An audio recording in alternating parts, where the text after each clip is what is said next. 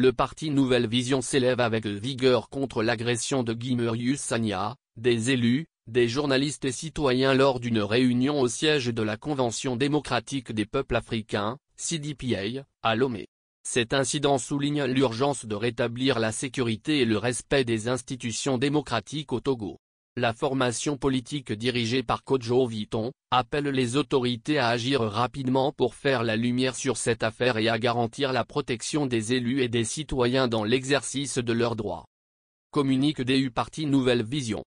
Relatif à l'agression des élus sénégalais, Guy Marius Sagna et togolais, Brigitte Adjamagbo Johnson, d'acteurs politiques, des journalistes et des populations civiles au siège de la Convention démocratique des peuples africains, CDPA. Réprimons l'attentat, réprimons le déshonneur.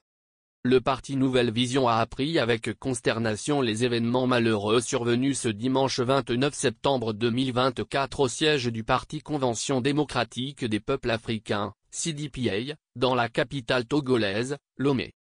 Dans une vidéo et des photos abondamment relayées sur les réseaux sociaux, on y voit clairement le député sénégalais, Guy Marius Sagna, également député au Parlement de la CEDEAO, victime d'une agression physique et attentatoire à l'occasion d'une réunion à caractère privé au siège de ce parti frère de l'opposition.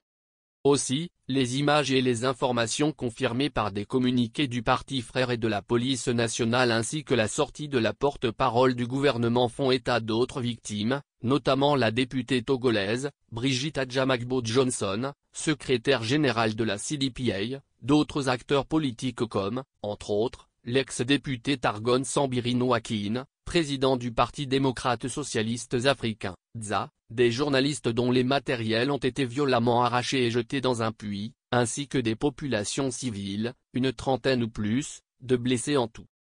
48 H après ce triste événement qui vient s'ajouter à la liste bien trop longue des histoires noires de notre cher pays, le Togo, nous apprenons que jamais les organisateurs de cette réunion n'ont reçu de notification de la part du ministre de l'administration territoriale qui dit pourtant avoir interdit l'événement. Une cacophonie identique à celle présente sur les réseaux sociaux depuis, s'est installée. La Nouvelle Vision condamne énergiquement cet Xème attentat sur des populations civiles, de paisibles citoyens vaquant simplement à leurs occupations, des acteurs politiques dans le droit d'exprimer leur point de vue et des élus de haut rang devant jouir de protection policière permanente en raison de leur statut spécial.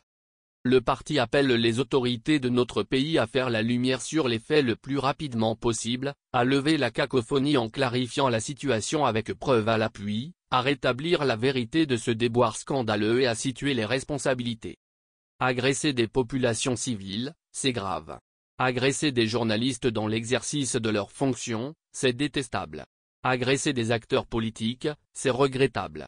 Mais agresser des élus du peuple, et pire un élu communautaire, c'est scandaleux, humiliant et déshonorant. Cette agression est malheureusement une agression contre les peuples frères togolais et sénégalais dont les élus portent le mandat et jouissent justement d'une double immunité et donc d'une protection.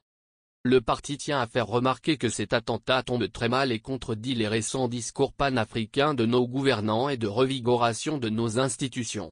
Il vient encore plus tenir en paradoxe les dernières interventions du chef de l'État Fornia Singbe à Beijing en Chine et à New York au siège des Nations Unies.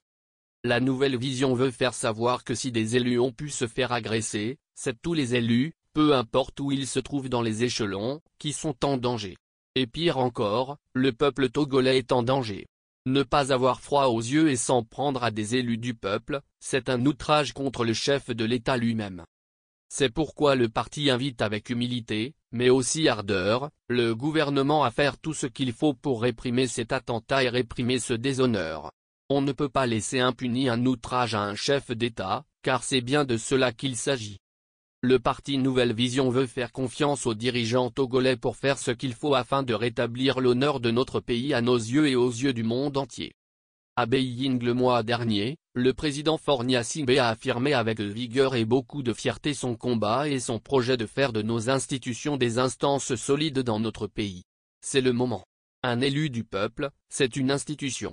Il faut le respecter, le protéger et le mettre en sécurité. C'est comme cela que le peuple lui-même est en sécurité. Un peuple, une vision.